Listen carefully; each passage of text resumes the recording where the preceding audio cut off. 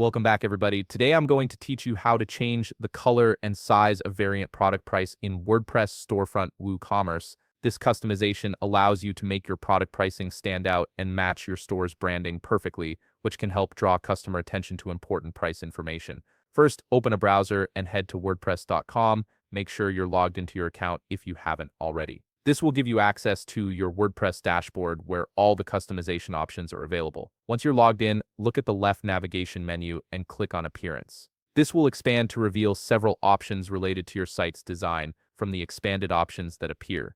Click on Editor. The editor is where you'll have control over the visual aspects of your site, including the styling elements we need to modify. Now you're in the editor interface.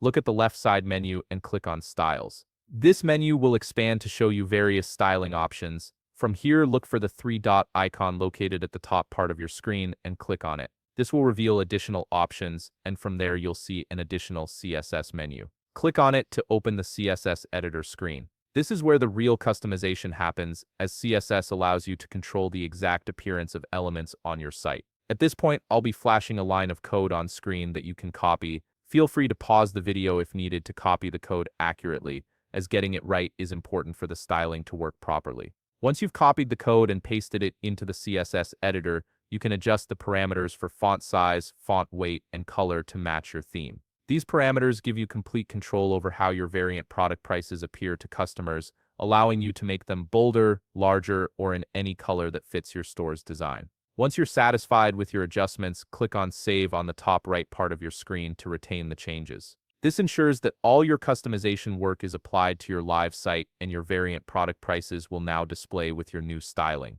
And that's it. You've successfully customized the color and size of your variant product prices in WooCommerce.